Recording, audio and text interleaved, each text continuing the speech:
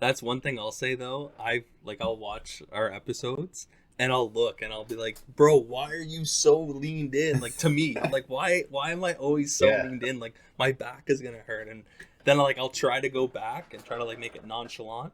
But then you hear Yes. this squeak and it's like Yeah, the my chair squeak does is that. almost as bad as the guy that was chirping Mello on the sidelines the other day. Do you guys see that? Yeah. I Man. think when they were playing That's Philly, the LA Lakers were playing Philly. Like And Melo's the wrong one. Melo will meet you outside, bro. bro, you do not want to like. Remember how we talked about that scrap on the court? I Hmm. don't think Melo's like up there with like the James Johnsons and the Matt Barnes of the world, but like, bro, if I'm seeing Melo on the street and we got beef, I'm not. I'm going to the other side of the sidewalk. Like, nah, I'm not playing. Melo's a New York legend, bro. Respect. He will give you a fair one quick. That's facts, bro. That's facts, and not just the Knicks. Like, he's obviously from the state of New York as well, but.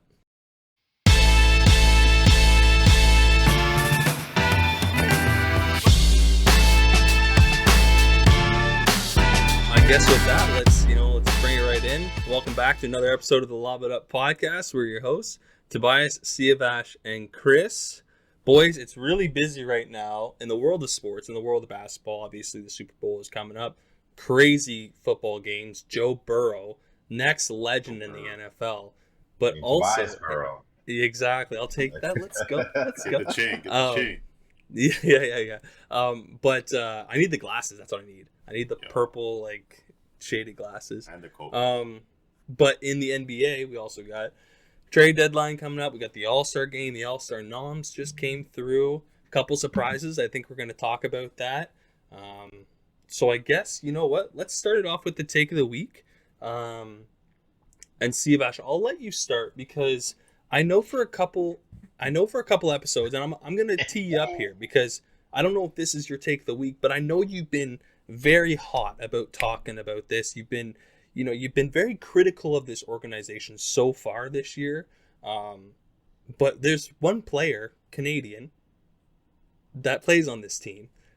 Tell us about Tristan Thompson, man. What's going on with you and Tristan Thompson? What's your issues with him? There ain't nothing going on between me and Tristan Thompson. Listen, he's got a lot That's of a pregnant lie. women right now. Bro, Don't Tristan put me on Thompson the same saw level. him He probably swerve on Chloe. C's DM. He swerved on Chloe. C's hurt now. C's Oh, hurt Yeah, right now. yeah. He tried swerving on Chloe. Hold up. TT gave him a Man quick can DM clap. you. A man cannot slid on your DM. Like, yo, pause, bro. No, I just, I didn't have like a take of the week. I thought it was just funny that I really think that Tristan Thompson is a part-time basketball player. I really believe that Tristan Thompson goes like you know how like you have work ahead of you during the day, and then you're hanging out with the boys, and you're like, "Oh man, I gotta go to work. I'm gonna hit you out later."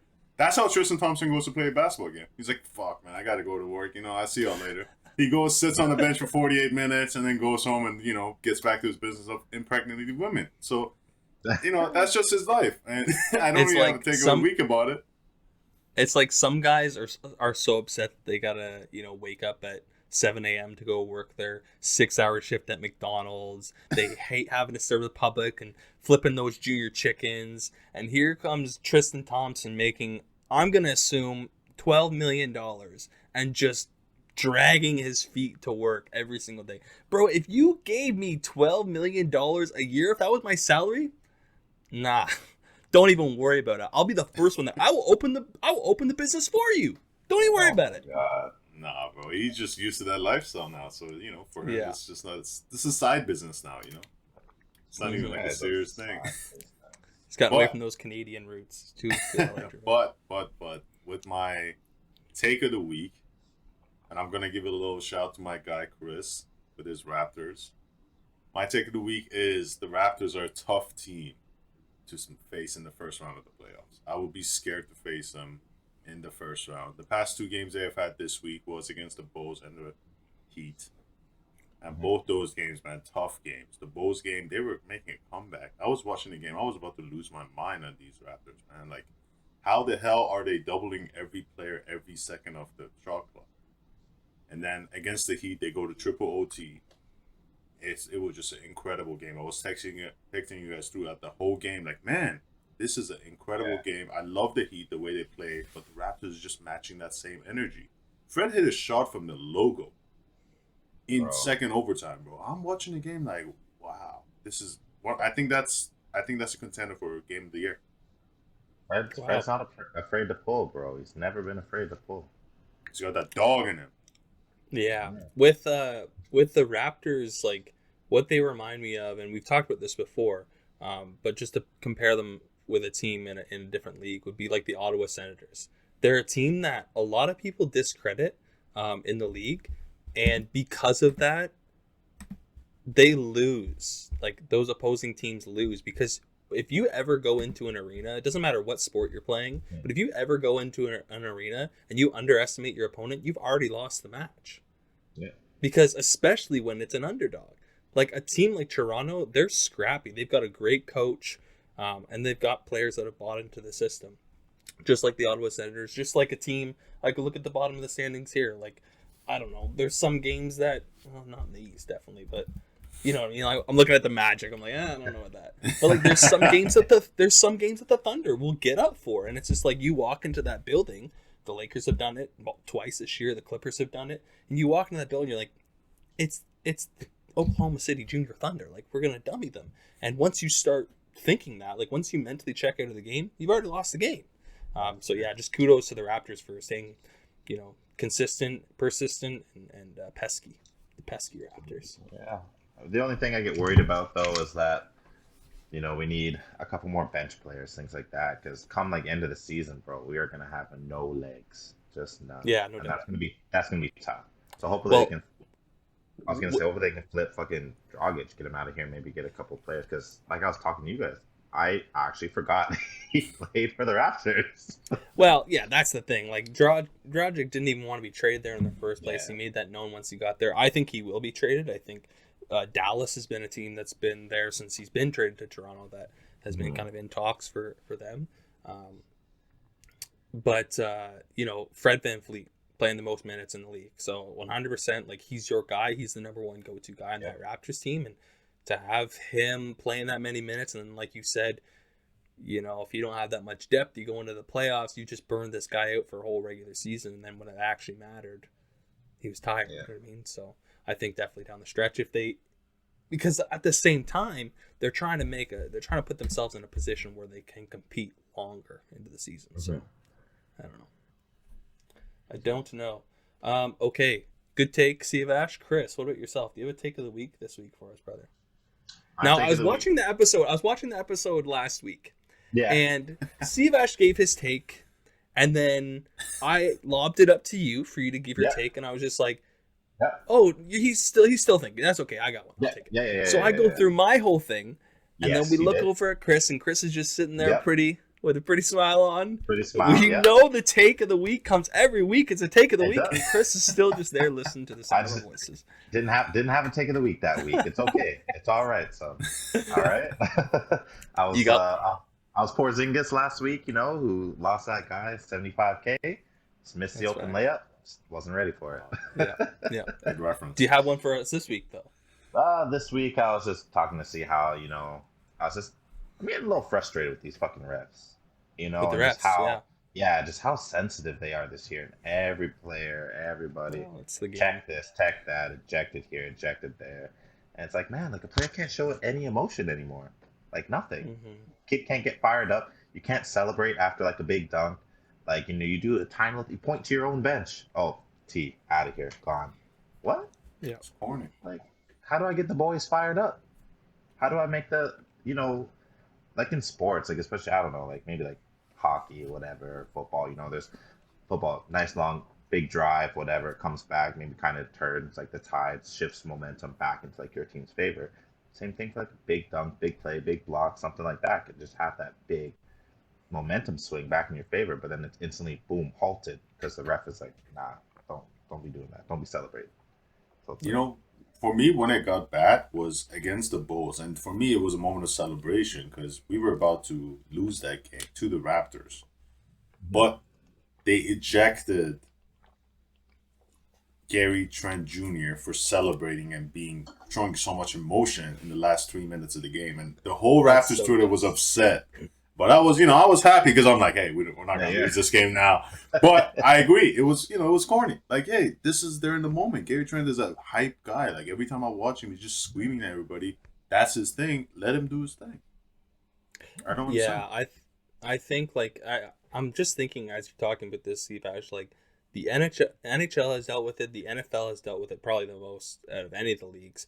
Baseball, they don't really. Yeah, I guess you get a bat flip here and there, but there's no really celebration. But like, that's what makes like touchdowns so exciting. Like, the celebrations. That's what makes goals in hockey. I remember Alexander Ovechkin. He scored a goal and he was like on fire that year. And he dropped after he scored, he dropped his stick and he was like, "My stick's too hot. My stick's too hot. Like I can't touch it." And like for the officials to kind of like block that in the NBA kind of sucks because it takes it like they're more than just a player. You know what I mean? Like so for them to show some sort of excitement and enthusiasm, like creativity, for them to like take that away from them, like that's kind of shitty. Like it makes the game very bland. You know what I mean?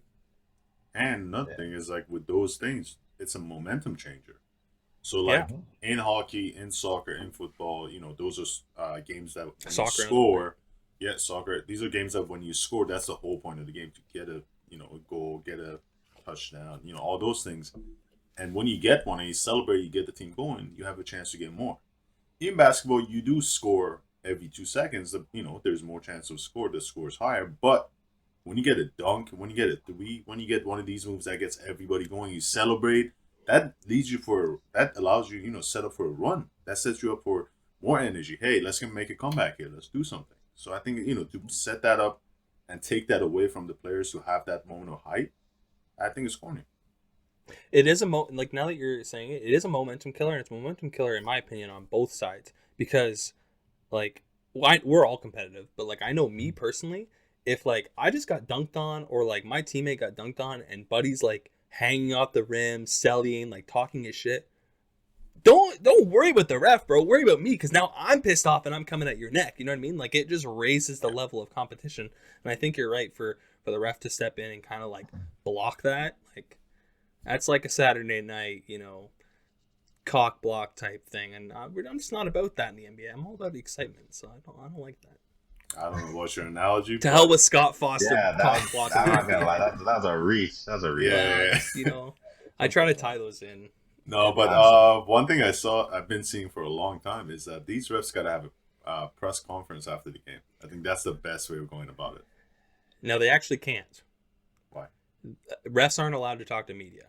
I didn't know this either. I just learned about this. I agree, but I just learned this on Twitter the other day. I guess he wasn't even affiliated directly with like TSN or anything like that. He was like an independent reporter, and he wanted to interview a ref just like for I guess a project or a thesis or whatever, and he wasn't allowed to. The ref wasn't allowed to interview because it has something to do with the media. So I don't know. I guess it's the league probably trying to protect the refs, but I don't know.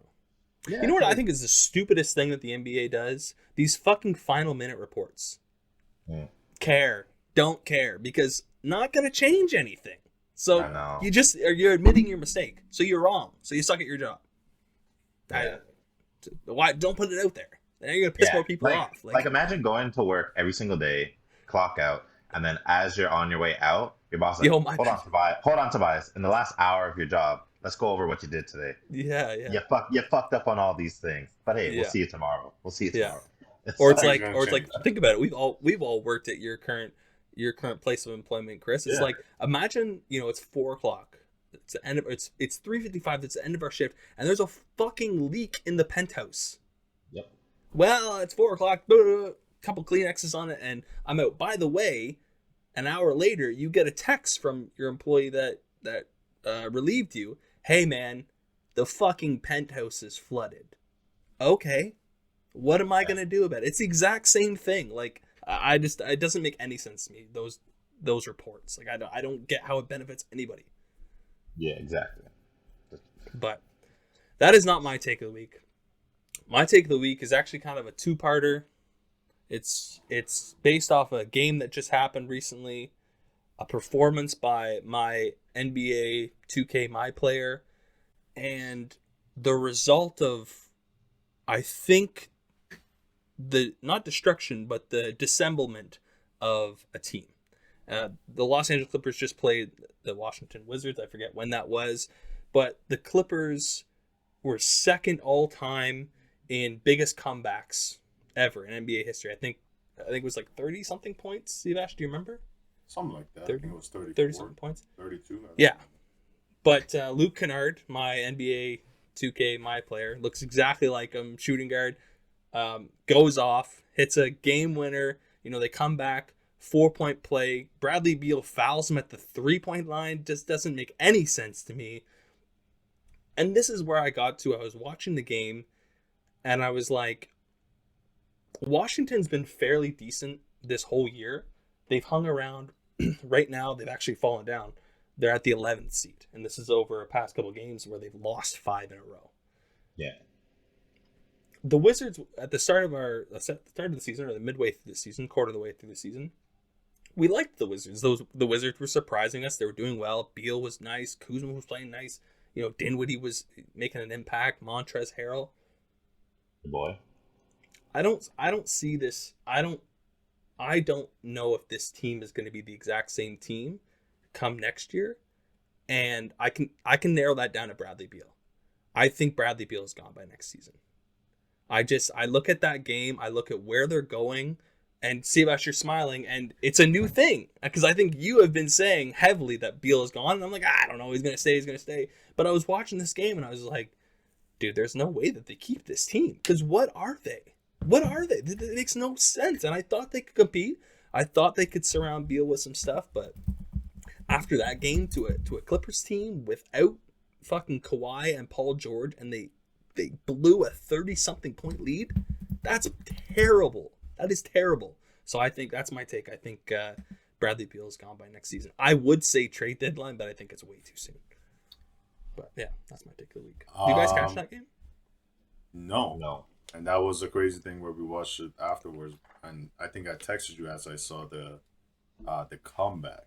I do want to go back to your Bradley Beal point. Yeah. The reason I've been smiling, our listeners, I don't know if they've caught that conversation we had, I think a few weeks ago, about Ben Simmons. I've been saying that Ben Simmons and the 76ers are going to wait after the deadline because of guys like Dame, because of guys like Beal, Jaylen Brown. Now James Harden's in the play. I'm smiling because Bradley Beal has one more year left on his contract and is a player option. Now, the rumors are he's going to turn it down and go for the Supermax, as he'll be eligible for, as the Supermax is for a player that has played with the same team since their rookie season, yada, yada, yada. He's up this year for a Supermax? So he has a player option after this year.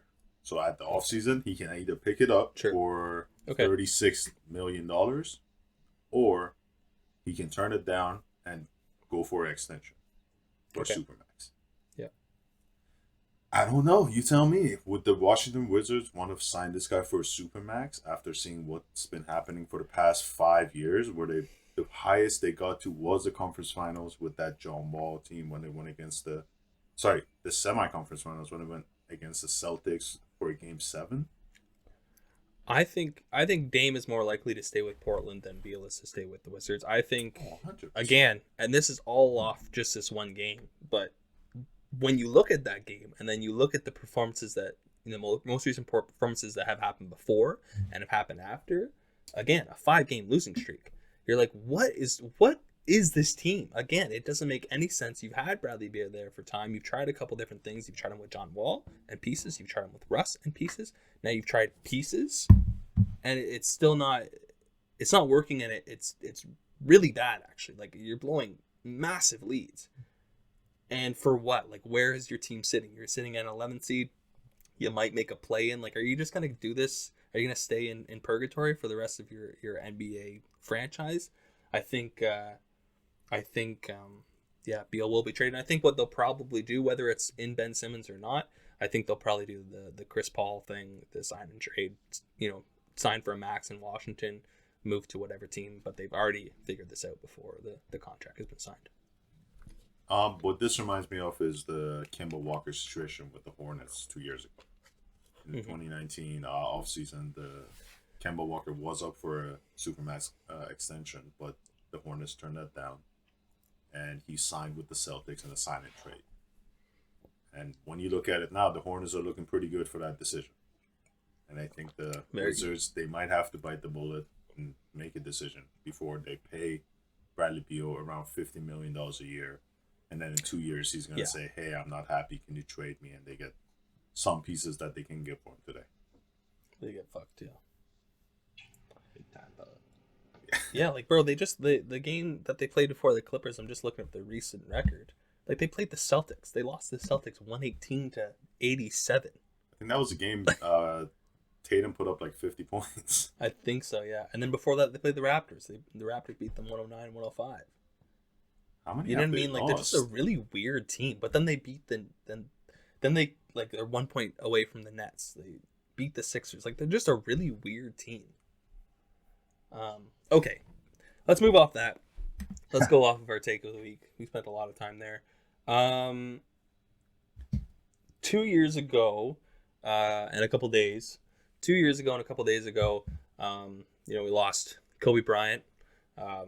For me, most influential basketball player for my life. I don't really know how I'm trying to articulate this, but the reason I watch basketball is because of Kobe Bryant. I think for our generation, for the generation older than us, it's Michael Jordan. For our generation, I really think it's Kobe. I think he's our guy. And for the generation just below us, it's LeBron or Steph or whoever.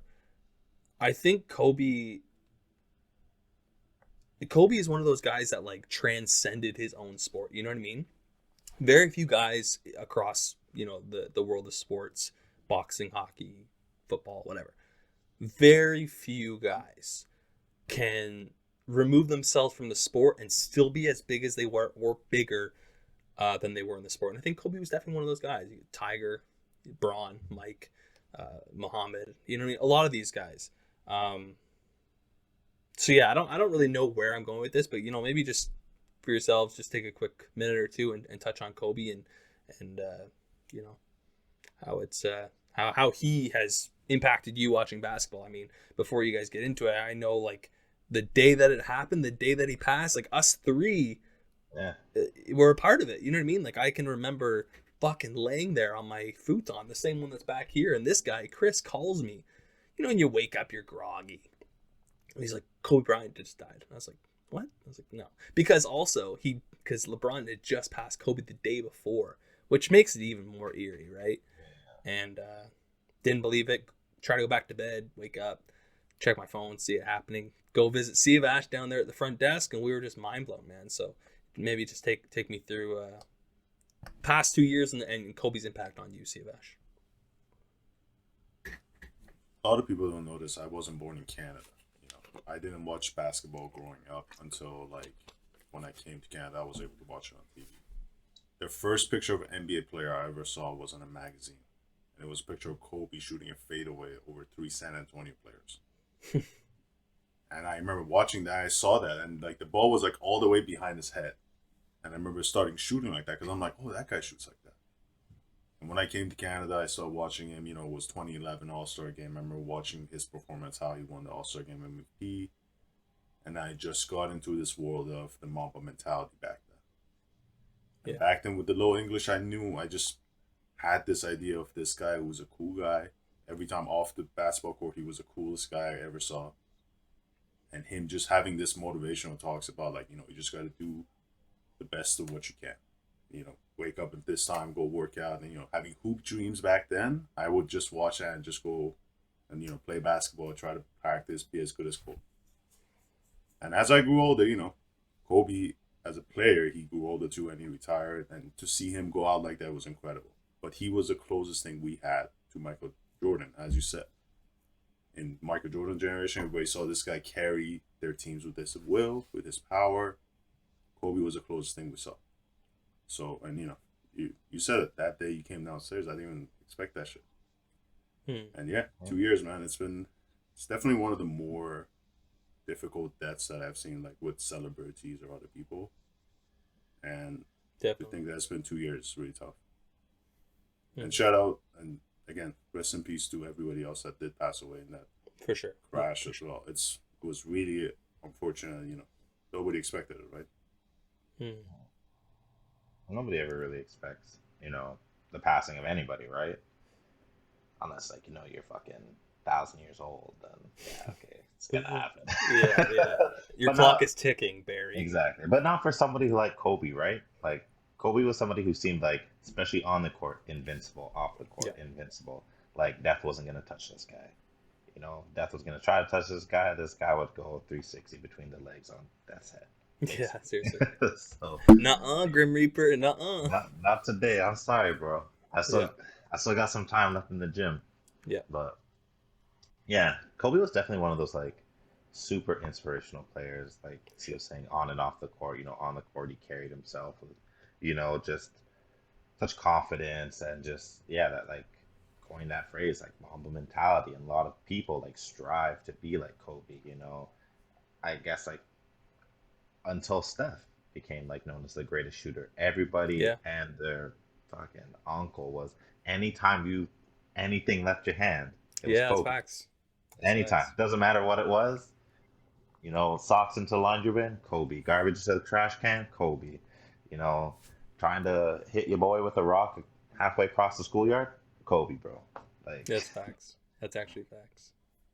so yeah, he was definitely one of the most influential players. And even me, like growing up, like I didn't watch like a ton of basketball, and like I knew a handful of players, like Jordan, Carter, but of course, Kobe. Kobe was Hmm. always one of those players, and I always Hmm. remember like my friends fighting over to be like, oh, playing like NBA Live back when it was fucking, but it Poppin'. was, Yeah, but it was something just to do in the one-on-one. People be fighting over to like, oh, let me be Kobe. Oh, let me be that's Kobe in the facts. dunk competition. Let me be this. Let me be that, and shit would get heated. But yeah, just losing like a player like that, just definitely shocking because it's wild to think about what could have been. For Like sure. how more impactful he could have been to the game. Like if he was Yeah, able to get. like with the game, and with the men's game on the court and off the court, and also with the women's game. Obviously, he was a girl dad. He was very proud of being a girl dad, and he was huge in Gigi's production of playing women's basketball. And he had he was coaching. He had the Mamba like academy, um, and then also it was looking at doing his own shoe line, similar to what Jordan did off of the Nike brand. Kobe was looking at doing something with Mamba. So definitely an impactful person, player, um, and yeah, figure when it comes to sports. And speaking of great sports figures, you know, there's always the term the Mount Rushmore, the Mount Rushmore of musicians, the Mount Rushmore of athletes, the Mount Rushmore of actors, whatever. Now, the Mount Rushmore is obviously four heads, for people. And so, Sivash, what you suggested was us to go through our Mount Rushmore of sports figures. Now, this doesn't mean just basketball. This is across the board. Most impactful sports figures. I think we might have different ways on how we look at it, but I guess we'll just kind of explain it as we go. Sivesh, do you want to start since this is yours, or do you want to kick it off to somebody else? How do you No, I how do you can want to go start. about this? This is your thing, my man. Yeah, for sure. And this, I think, the conversation started from a fake news that went out over the weekend that Tom Brady was going to retire. Yeah, Tom Mm, Brady quickly came back, so like, yo, I'm going to come back. But I think this came back from that conversation that, hey, if Tom Brady was to retire, he's the greatest player of all time when it comes to playing football. easily. And and we spoke about last night. You said, "Oh, wait, let's wait until he retires." For one, I don't want to wait 2 more years, but also, Yeah, I don't think that there is anything he can do to like surpass where he's at. There's like he's just basically would be separating himself from everybody else further. mhm. hmm in So football. in football, yes, absolutely.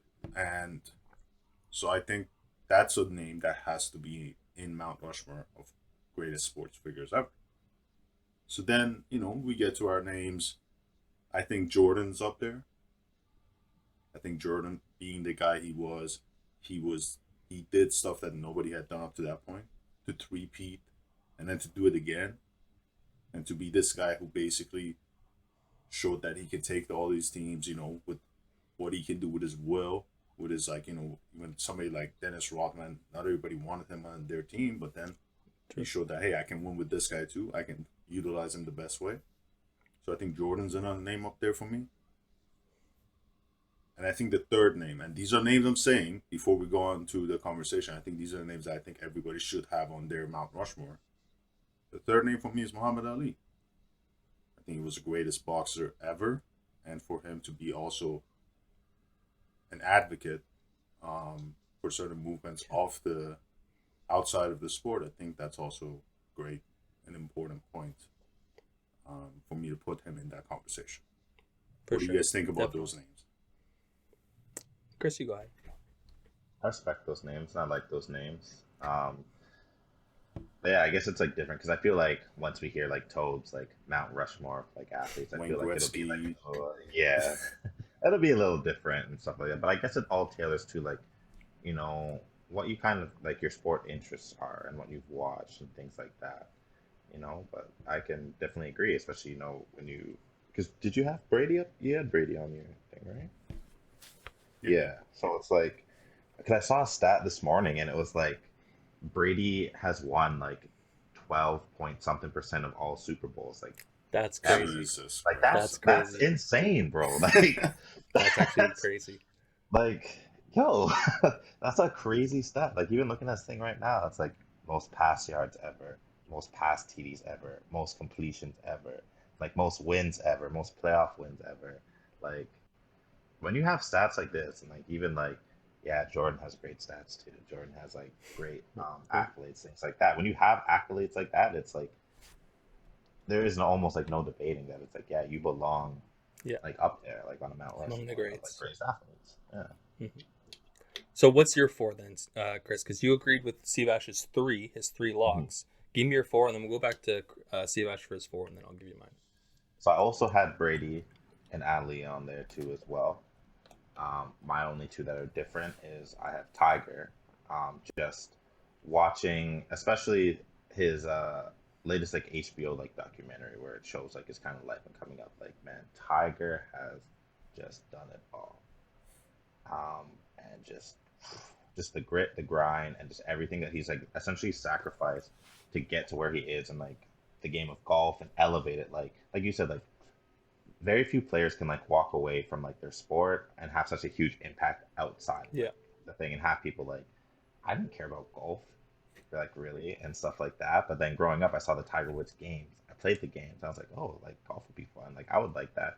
And especially too for me with it being like I'm like I was a young black man growing up and it's like oh I see another black person can be successful like this and like they're good and like maybe like they look like me so maybe I can do that and stuff. So it encouraged me to like Facts. take up golf and do that kind of stuff. And then my last person would probably be like Serena Williams, like just with how dominant she has been in like female tennis and just like tennis in general. Mm-hmm. Like I'd have to look up some stats for her, but like I know like she's putting up numbers, For sure. figures. For sure. Yeah. Cool.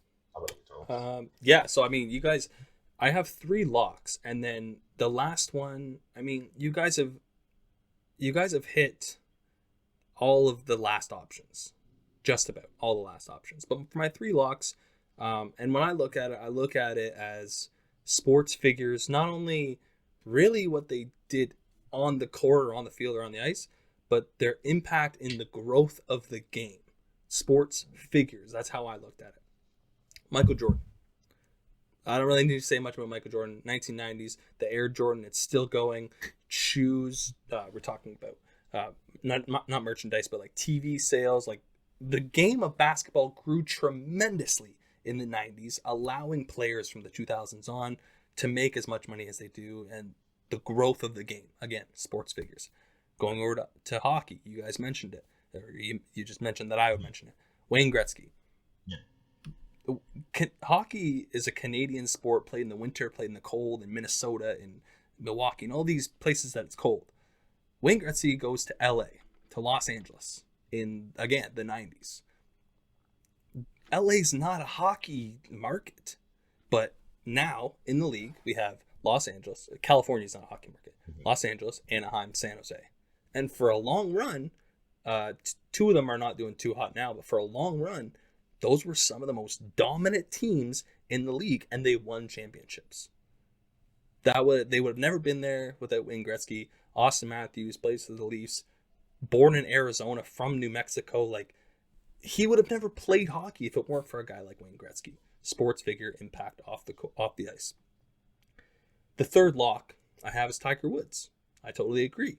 I'm glad you mentioned it, Chris, but the impact of a lot of people, but especially, people of color, to be able to have that relation to be like, hey, he's also a person of color. I'm a person of color. I can relate. I can do this. I have the potential to do this, right? And traditionally, I'm glad it's gotten out of that. But like traditionally, like golf is a very like white rich person sport. Like I don't even play golf because I don't have a lot of money. You know what I mean? So like it's a very like segregated sport. And Tiger grew it. Like, how many people do you see just like recreationally wearing red on Sundays for golf? Who started that? Like Tiger. Massive. It is a thing. It's religious. You like if you are golfing on Sunday, you're wearing red. You're wearing it any other day, it's like maybe take it off. And the brand of Nike, massive. Already was a massive brand, but grew in the sport of golf, right? When you had things like Titleist and Callaway, and Nike comes in and is dominant because they hitch their wagon to Tiger Woods. Now, for my fourth person, I could toss up a couple people. I could talk about Serena. Fucking won a championship when she was pregnant. Insane, right? I could talk about Muhammad Ali. Like you said, Seabash, like you said, Chris, such an impactful person, not even an athlete, but a person in the sport, but in society. I can talk about Michael Phelps. When I think about championships, when I think about championships, when I think about awards, when I think about accolades, I think about Michael Phelps. Man, that guy was a winner, right? And I could also think about Tom Brady, like you guys said off the top. The problem I have with Tom Brady, and again, this is more to do with the actual on if we're comparing stats and like better athlete, I can't give Tom Brady a pass because he doesn't play defense. But again, in terms of greatness, in terms of sports figures, massive.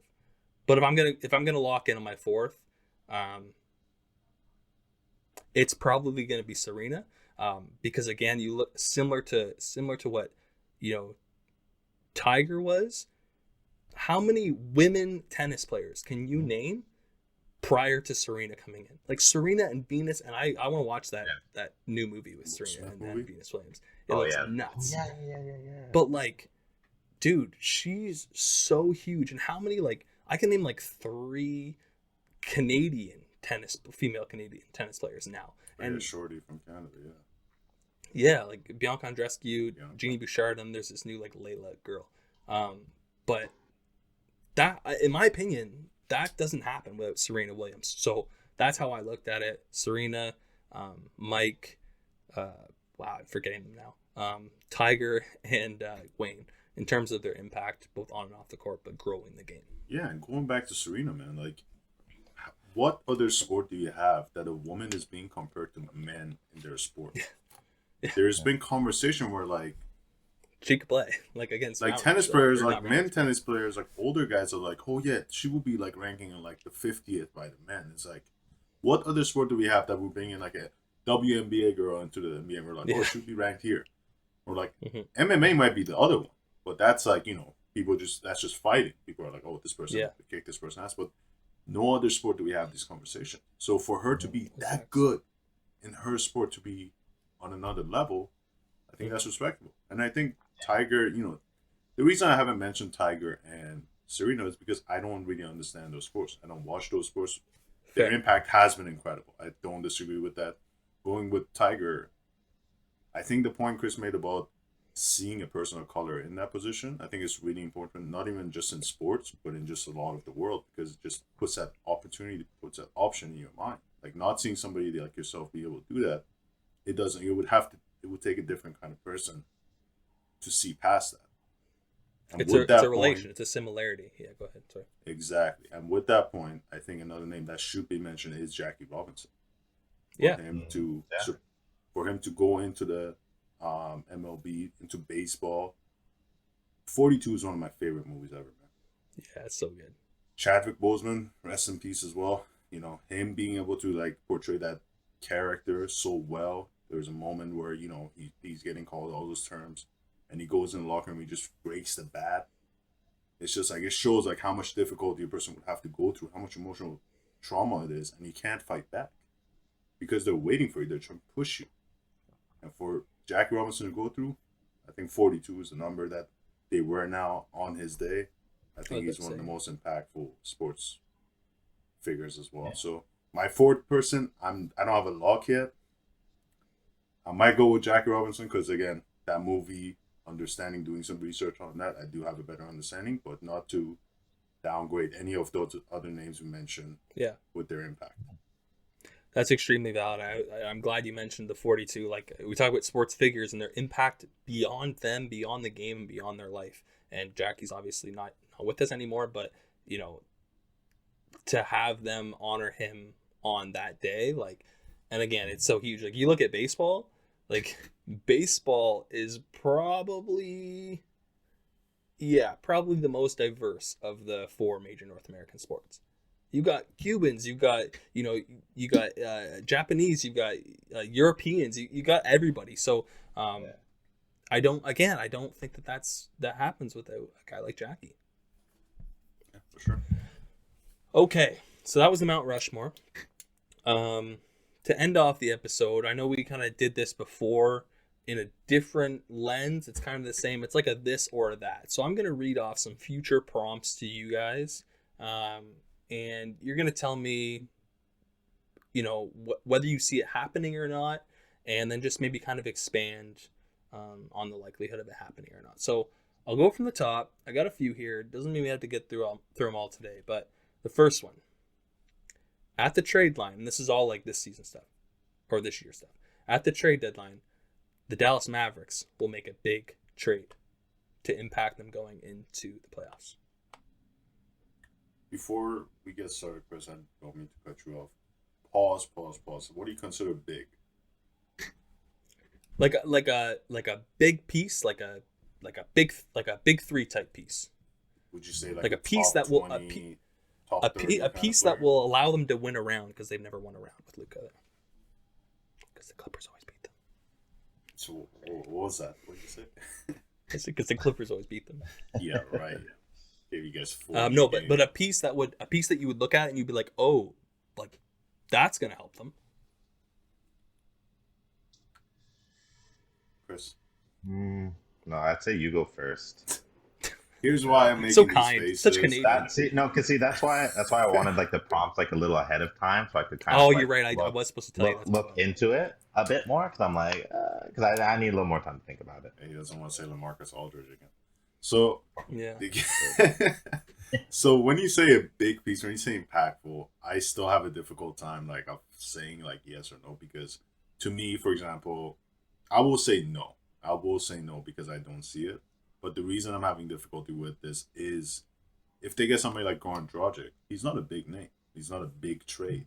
But I would say he will make a big impact for them for winning. Okay, and why? Playoffs. But if you see that as a big piece, then please expand.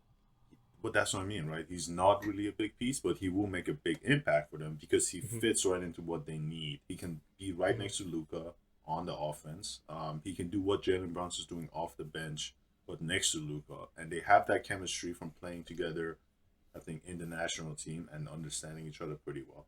And I think once he gets set into that spot, then he can take the ball out of Luka's hands sometimes.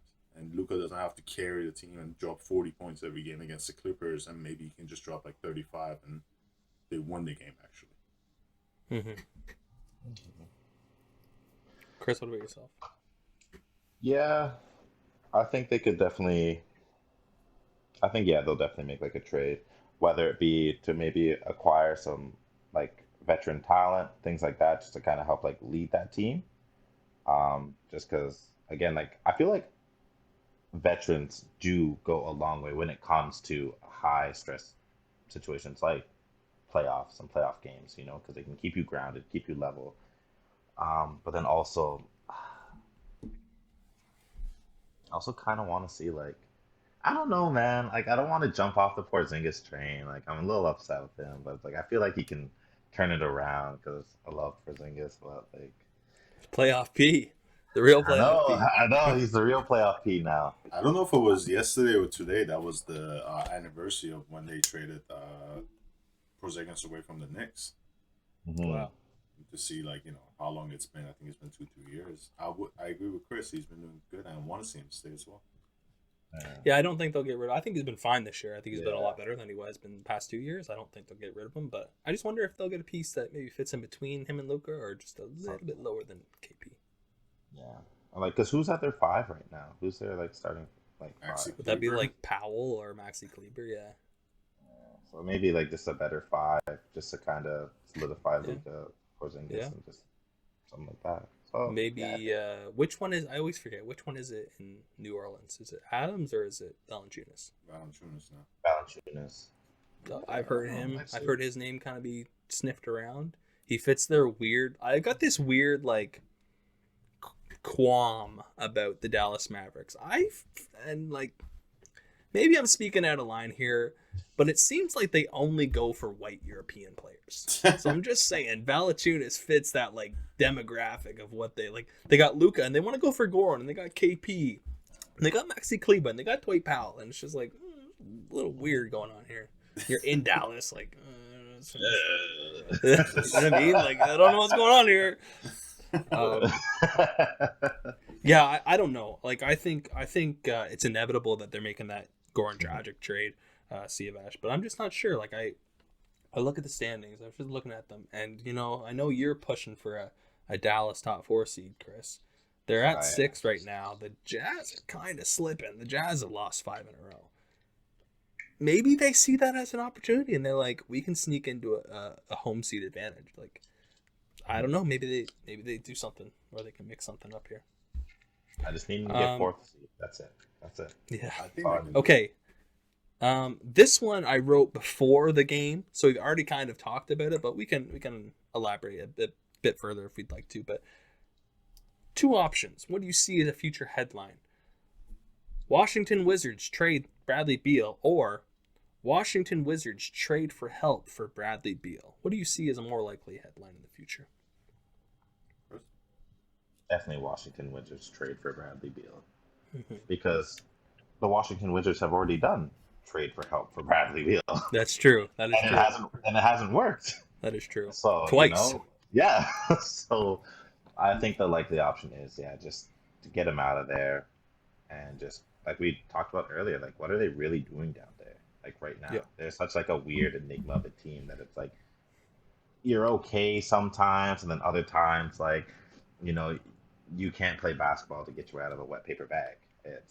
And why would you want to live in that? Like, why would you want to stay there? I don't understand. Like, as an organization, I would rather bottom out and get like a top 10 pick, or be a competitive team.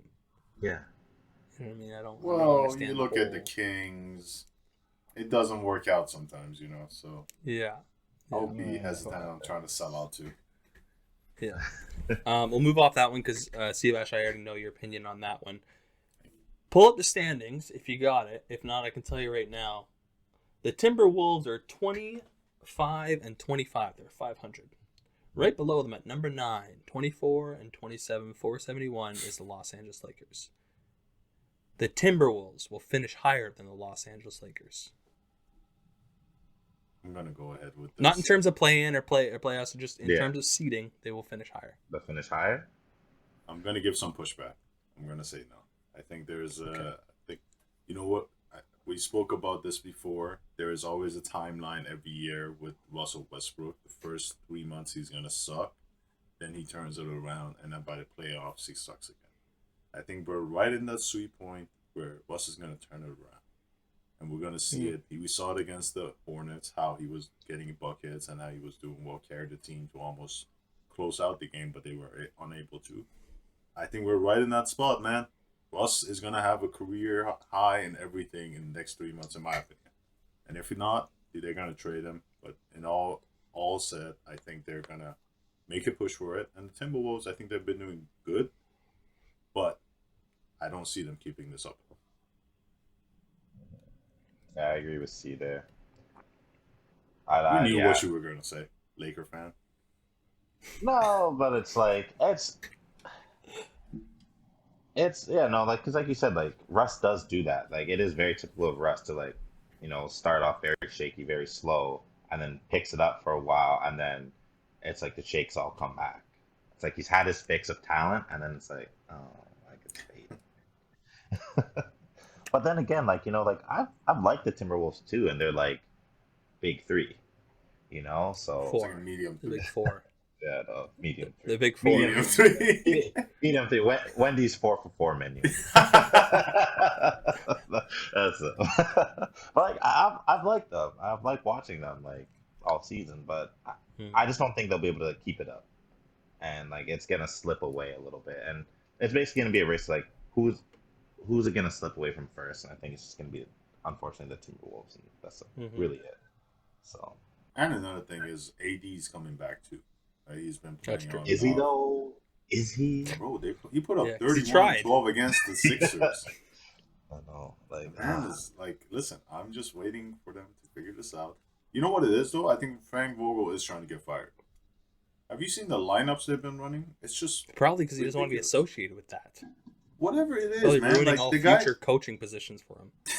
with these lineups he's running, he's gonna do that. He ran a lineup of Russell Westbrook, Avery Bradley. Who was the other guy? He had another short guy, and then Stanley Johnson and AD. He had three Yeah, guys just under tell me 6'4". Tell me you don't want to shoot. Oh, bro, it was just Tell me you're a bad slashing lineup. team. I'm like, who's guarding who on this team? If like Yeah. the Sixers were like, all right, just get the ball, get the mismatch, we're gonna get a bucket. Like, what is this lineup? Terrible. Okay, speaking of Russ, who is more untradeable in the NBA? Russell Westbrook or Kyrie Irving? You serious? Who is more untradeable in the NBA? I'm gonna say Kyrie. Really? But At I first don't, thought I had that, just so you know. At first but I thought had don't. that. I don't say it from a talent-wise standpoint. I say it because people have built this like almost like negative like connotation, like, and that just But as they falls have like around Russ, no, but like I feel like it's worse for Kyrie because I always hear people like Kyrie's such a bad teammate. Kyrie's a bad this. Kyrie's bad for an or, and I feel like just that negative cloud like overshadows like Kyrie's like talent and it makes people wary of him. But it's like, yo, like Kyrie's like top what? Probably at least like top 5 guy easy. oh yeah, Like, oh yeah. but then He's because playing, of because of all of that just negative things, like it just overshadows that and people just forget about like all, like his talent essentially. I'm gonna disagree with Chris, but not with his point. I think his point stands. Yes, Kyrie gets unreasonable hate for no reason. That's The other literally day- and that's your guy. That's your guy. Mhm. He is, bro. But this is one thing I do want to You say. did not before... seem too enthused. You're like, Listen, no, you know what it is? that's the 'Cause I'm same thinking about reaction. what That's I'm the gonna same say. reaction. That's the same reaction I had when Pat Bev pushed Chris Paul at the end of the conference finals, and you're like, No, that's that's your boy. that can't be your guy Yeah, it after is. that. Like, yeah, it is. No, the reason I had that reaction is because I'm thinking about what I'm about to say. Is like I saw Kyrie put out a quote after they played against the Warriors about how him and Steph, like how much he appreciates Steph, how much Yeah. he respects him, and I saw like the reactions to that quote and people being like, "Wow, Kyrie's a really likable guy. Wow, Kyrie's such a nice person. Oh, I can see why NBA players like him." I'm like, bro, all these narratives that the media and these like teams are putting out, that's the reason they don't like this guy. And then there's also this whole other world of like people that are like, oh, he thinks the earth is flat. And it's like, dude, he just said one quote. Yeah. Even if that's his belief, how you gonna like they just want to hate him for no reason. And then you look at his history with Cleveland when he went to Celtics, there was hate there. Then when he left the Celtics, there was hate there. Oh, he was bad luck guy. That's why they couldn't win. You watch him and those Celtics guys, they're besties. I was gonna say, yeah. He You were was- in the locker room. You know this. You know this for sure that they hate each other. Okay, interesting. Exactly. The Okay. same media narrative they ran with Jimmy Butler since he was in Chicago. This guy's a bad locker room guy. This guy's not he just wants to, he's selfish. Oh, look at what he did in Minnesota. Hey, look at what he's doing now in Miami. Yeah. Don't just put that on the guy just because he speaks his mind. They don't want these guys to be outspoken. They just want him to, hey, shut up and dribble. Yeah. And I don't respect that. But I do disagree with Chris that I think Russell Westbrook is more untradeable just because of the contract and his inability to play the game at its best. I think if Kyrie goes to a city or a state that allows him to play the home games, the team will welcome him with open arms. Yeah, I agree. I definitely agree. Dallas. No, I'm just playing. You've teed me up for a perfect segue into the next question. Siavash, you went from talking about the most untradeable, and you talked about Jimmy Butler's actions all the way to where he is in the Heat now. Who's more valuable to their team? Who is more valuable to their team's success and is a cog in the moving train of their team? Jimmy Butler with the Miami Heat or Chris Paul with the Phoenix Suns? That's tough. Now the Jimmy one for me is interesting because of the Raptors game that just happened. And Jimmy, was he playing or no? Yes, he was. Yes. He was, okay. He did go on, however, scoreless in the overtimes. And that was something that Raptors Twitter could not leave off, their smack talk.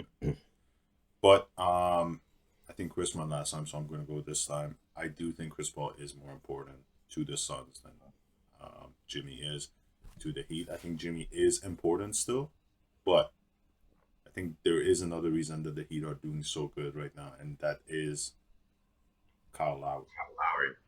Yeah. Lowry, and there was a lot of talk at the start of the season how Lowry's doing what Chris Paul's doing with the Suns, with the Heat, but he's not getting enough respect for it. And I think he should get some, recognition.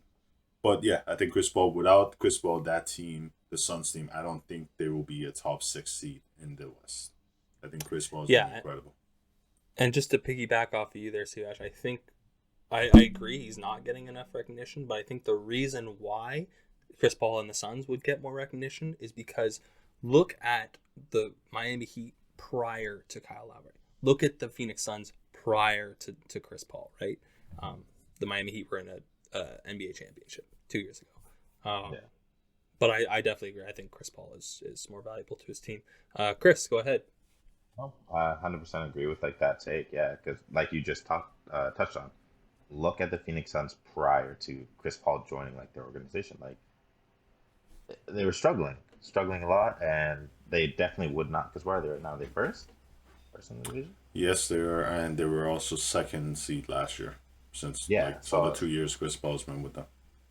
Yeah, so there's no way they'd be, like you said, even top 6 without him and stuff, because it was a struggle bus before them.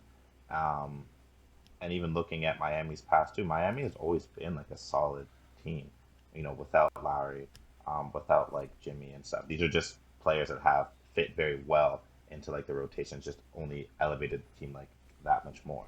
You've taken a good team and you've made them better, essentially. Whereas Chris Paul has taken a so-so team and has made them great. Exactly. So, and you got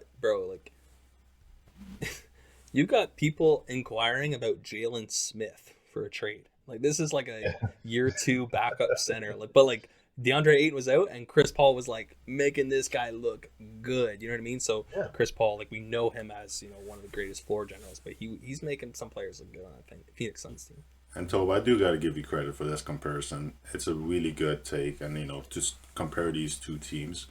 But I do want to also say that we got to give credit to these coaches as well.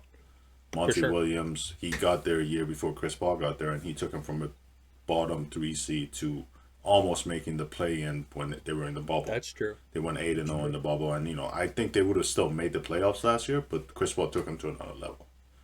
And on the other side, Eric Spoelstra, great coach. Again, watching that Raptors game, it was just a chess match every play. So those coaches, I think, do deserve a nod as well. For sure. Okay, I got 2 more, and they are homegrown related. They involve our 3 teams. I had to toss a little sauce on the Clippers, the Raptors, and the Bulls. Okay. The Clippers and the Raptors, it's either a yes guy to both or a no guy to both. You can't go 1-1. Both the Clippers and the Raptors make the play-in tournament. Yeah. Yeah. Wait, do we count it if they actually make it playoffs? Let's say they were play-in tournament. No. What I mean by that is let's say they're both the 5th seed. That's out of the play-in, but they're in the top 10, they would make the yeah, playoff. yeah. Okay. Yeah. Yeah. So they just make it. Yeah, for sure. Yep. Yeah. So both teams are a top 10 seed, is essentially what I'm asking. Yes. As much as we do have a bet against Chris for the Raptors not making it, I do want to see my guys do well, as, the Bulls are doing pretty well this season. So I don't have a reason to hate. You know what? I'll be honest with you. When I was making the question, I wasn't worried about the Raptors. I was like, okay. I was like, the Raptors will make it. It was the Clippers where I was like, this is where I'm like, it can't be 1-1. It's got to be both or no. You know what I mean? Right. So, but the Clippers are still in a fine position, but you never know. Like, half a season. And the Clippers have been playing great, and like they've had that who's next mentality, and they've been working and running with that. So it doesn't quite come back. It should be coming back soon. Well, that's the thing. Like if they're not in a position, they're such an interesting team. Like we'll talk about them in the next episode for the trade deadline and stuff. But they're such an interesting team because I've heard reports about Steve Ash's guy going over to the Bulls, Batum getting traded there, Marcus Morris and Batum. But then I'm like, why would the Clippers do that? Like, because I've also heard the Clippers aren't playing for this season. They're building for next season. Because you need a power forward, defense, switches and stuff. I've just heard Batum and Morris a lot, actually. Yeah. Yeah. Hey, bro, I'm all right with our guys. I would like to keep Batum, so please don't. But they're just an interesting team. So I'm not sure. But in terms of Kawhi, like, yeah, potentially he could come back, but like if they're not in a spot to compete, if Paul George isn't there, it's just like, do we just kind of shut him down for this year and then go into next year? Let us know about the situation that's going on with Paul George. There's a lot of smoke screen going on that the Clippers are trying to make it seem like that he's going to come back, but with his injury and the history of that injury, it doesn't look like he will be coming back for the season. What do you think about that?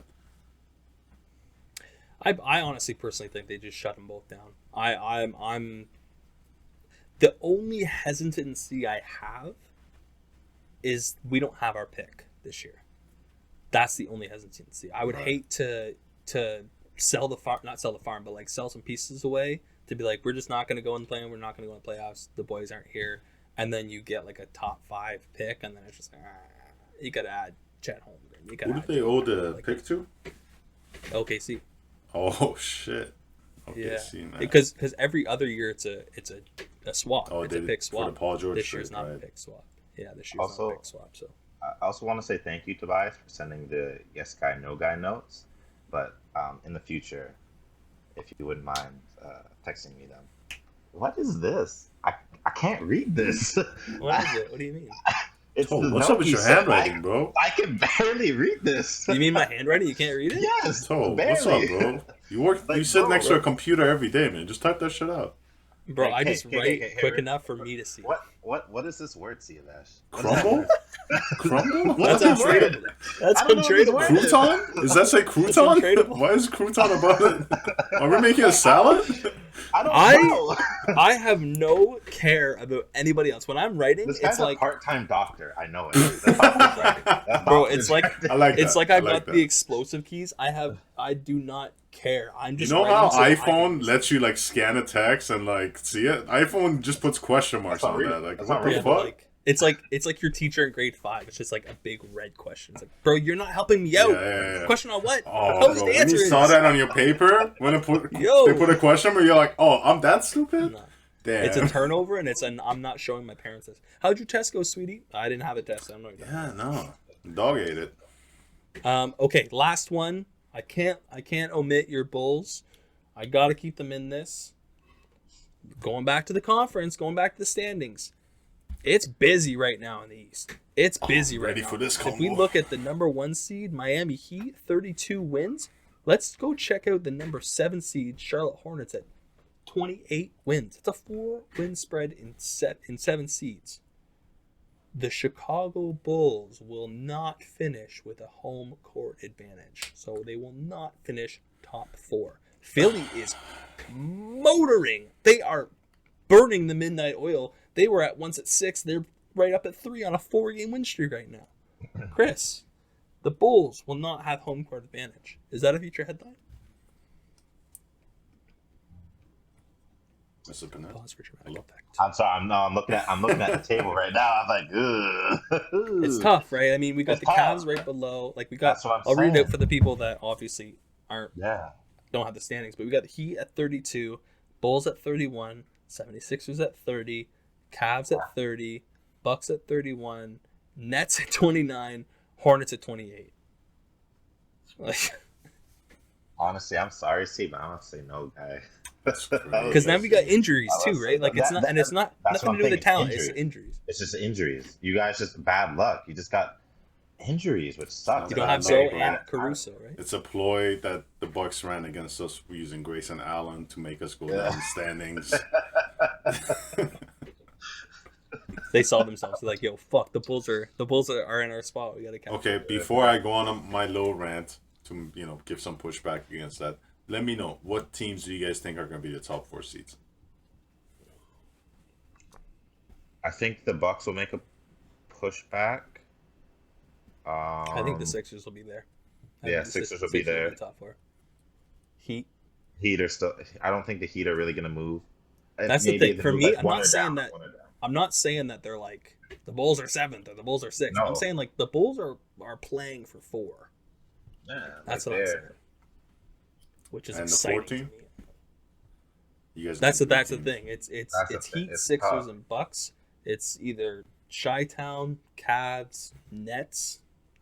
But I don't think it'll be the Nets, to be honest with you. All right. So what I've been warming up all this time to say is on the most recent episode of Hoop Collective podcast, I started through that. I apologize. It is a podcast I listen to religiously with Brian Windhorst, Tim Bontemps, and Tim McMahon. These are guys that are ESPN reporters, and they do a great job on this podcast. Very funny, very easy to listen to. I recommend everybody listen to it. On the most recent Yeah, I episode, love how much they chirp Windhorse, too. oh, it's great. It's beautiful. It's just hilarious. But most recent episode, they went through basically like projections of the rest of the season and where these teams are going to stand at the end of the season. And they had the Bulls with this projection, this computer projection had the Bulls going for the 7th seed. See, that's not the first time I've heard that, and I know it's just a video game, and I've told you about this before, but I do like, when I do my league from like start today, and all the time that I simmed it to get to the playoffs, the Bulls slide down, bro, and they don't slide down to 4 or 5. They slide down to 7. Right. And another thing they had that really surprised me was that they had the Cavs. That projection had the Cavs ending up as 2nd seed. So that's where, when I heard that, that's where I was like, okay, this projection, I don't trust it. But here's what I will say. Our injuries, yes, valid point. I think that's going to affect us big time. We're not going to have the same push. Caruso is a big piece of our defense, and him being gone for the next 6 weeks is going to hurt us, no question. What I'm banking on is our offense still holding its own. Vucevic is coming through right now. Zach and DeMar doing their thing. Kobe, we all had jokes about Kobe White, but he's actually been having a great season. And I wasn't even rooting for him. At the start of the season, I was like, hey, if this guy doesn't perform off the Fuck bench, that guy. I'm out. I'm out on him if he doesn't perform off the bench this season. And he's been doing really good. And Lonzo's out for another 6 weeks. Derek Jones Jr. Lonzo and Caruso were the reason our defense was elite at the start of the season. Having those two guys clog the paint and be able to help off one another, I think that was the reason we were doing really good. And them being out, yes, it worries me as well. But to say they're going to jump out the 4th, I'm going to give some pushback. The Bucks, they're cruising by. My guy Giannis was eating wings at the press conference after getting their ass beat by the Cavs and being like, they're really good. That's some boss shit, but I don't see them taking it seriously until maybe March. Okay. And the Nets, their injuries. Bucks? The Bucks, yeah. I don't see them taking it serious until March. I think they're going to just cruise to the playoffs, and then they're going to turn it up. Mm-hmm. But I think now 4, it also becomes interesting to, at least the way I think, in terms of strategic, it's like when you get to a certain point, maybe March is that deadline. It's like, okay, if I'm the Bucks, I'm like, all right, I know I'm in the playoffs. I know I'm there. I'm not going to the play-in. Now I'm strategically thinking, okay, who do I have the best chance against? I think my system goes up better against the Nets? Do I think it goes up better against the Heat? And then it's kind of like, like standings manipulation. I think the Clippers did this a year or two ago, and it was just kind of like, oh, we lost our last 2 games. Darn. I guess I think OKC. that was last year. Yeah, Yeah, it was. But yeah, I don't know. I think it's smart, to be honest with you. I mean, why not? Like if you are confident enough in your standings and and where you sit, and you're like, this is how I want to go out. Like this is how I want to play the last couple of games. If it lines up for me to play a better opponent, why not? I mean, you've won enough games to get here. That if you want to be strategic about it, then go ahead and be strategic about it. All right, I think that's all. That was a good episode. Wait. A lot of. We didn't talk about Wiggins. Oh, that's right. We do have to talk about Wiggins. Can I stop? Because I really have to pee. Go for it. Thank you. This guy's gonna take us to the bathroom with him. Yep. All right. So you said you wanted to talk about your boy, A. Wiggins, draft day. A. Wiggins. You. Yeah, that's you. Your boy. Whose boy? A. Wiggins, All-Star starter in the West. Siavash, tell us your thoughts about that. You love Biggest that, surprise of the season? Yeah, 100%. So, He's. I'm sure there's no bad guys in the league. I'm sure a few people do bad things, but I was watching an interview with Wiggins, and he was just so happy, man. Like people were talking, they're like, "Do you know who Bam is or whatever?" And he's like, "I didn't before, but now I do now because I guess this K-pop star got him a shit ton of votes, and like that's how he got the starter." So he's just so happy. I was just really pumped for him from going from potentially not playing the year because he didn't want to get the vaccine to playing and becoming an all-star starter. That's kind of impressive. Whether you feel it's deserved or not. Do you know much about this K-pop guy, Chris? I feel like you're a K-pop guy. I don't know why. I just feel like everybody who watches anime Anime just K-pop. Anime. You guys are so like you people who don't watch anime or anything like that. You're all the fucking same. You're literally all the same. You're all the same. Like, well, I might start watching One Piece. like, bro, you got time to kill, bro? 'Cause that's over 1,000 fucking episodes. It's like, dog. yeah. Like, No, I'm never gonna do that. but no, you're all the fucking same. No, K-pop's not the. I don't really know K-pop. K-pop though apparently is like a fucking huge genre, and it's like a big fucking thing, bro. Like it's fucking massive. And do See, you know you're how it talking relates about- to the you're- Wiggins thing?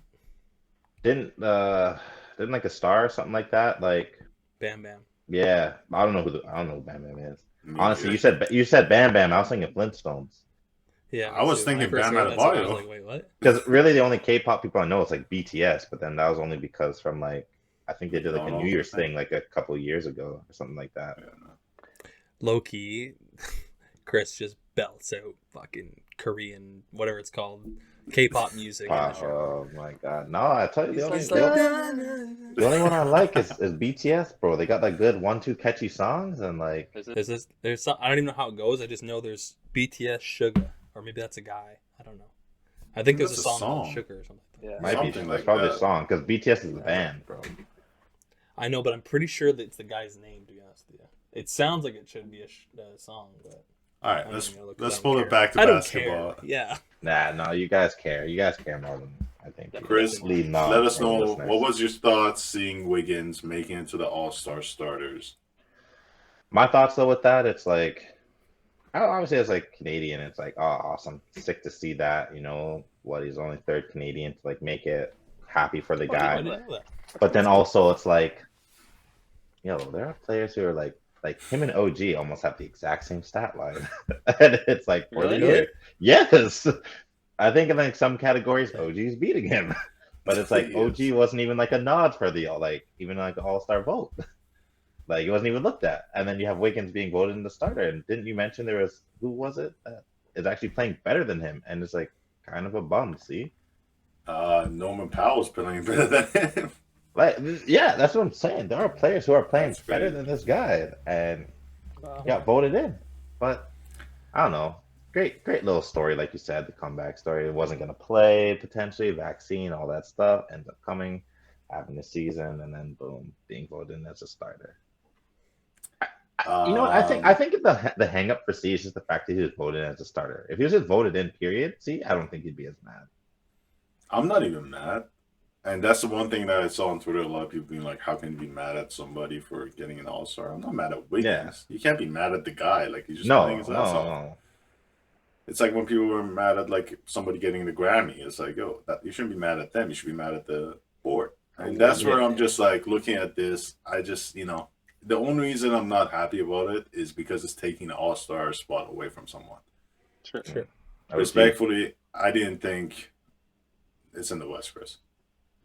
Respectfully, I didn't think somebody was gonna I did not think Wiggins was gonna make it. Like even if there was like 5 injury spots, I think there's other names. Like I think, but so for him to be an All-Star, he's taking away spots from someone. That's the only thing I'm not so happy about. Like, look, last week we were getting mad at Siakam or Chris's pick of Siakam.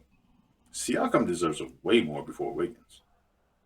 I think that's where the deserving spot, I think, is just taking away opportunity from people. You cut out for a second. What did you say before? You cut out for a second. I couldn't hear you. I don't know. Your internet. What's going on with that, bro? It's gonna be weird, bro. I wouldn't. Stayed into the camera. Sorry, what did you say? He's got like a mic on him. He's like, "What did you say again? Where the drugs at? What did you say? Where's the drugs? About Siakam? You got the weed? A little louder. Speak it to the mic. Yeah, I just think it sucks. It takes away opportunity from someone else, and we're gonna some point, for example, somebody like DeJounte Murray, he's not gonna be an All-Star in 5 years, and somebody's gonna be like, "Oh, he's not that good." He should have been this year, but it is what it is. My solution for this, and the solution I saw all over the place, is that they got to make the position. There should be no positions for guys like Devin Booker, Donovan Mitchell, Chris Paul, not to get starter spot. One of those guys might not even make it now. We don't even know about what the voting because the bench is the coaches voting. Who's gonna know who's gonna make it now? So it's gonna be tough. By the time this episode comes out, we're gonna know the bench, and next week we're gonna react on who should have made it, who got snubbed because of this decision, and we're gonna react. But shout out to that BTS or whatever K-pop guy that put out tweet.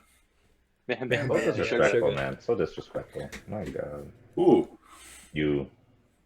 That's your thing. That's not my boy. I heard the name once. I don't know. I had the name once, and I had the the courtesy to remember it. What are people going around calling our podcast the Live It Up podcast? This guy. I like the Live It Up podcast. No. What's the he likes all versions of Korean media. He likes Korean media and anime aren't even the same, brother. And he likes another type of visual Korean. Like, my God, this guy. And it's not even like you're fucked. All right, I think that's enough for this week. Like Steve Ash mentioned, next week they're going to announce the All-Star reserves and the wild cards. So that'll be exciting. We'll see how many we were online with, and we'll see if Fred VanVleet gets his selection. I think he'll end up getting it. For sure. And then obviously the trade deadline is coming around soon, so that'll be exciting. I think a lots of movement is coming this year, so I'm excited for that. But until next week, we'll see you next time. Peace. No fucking haters, eh?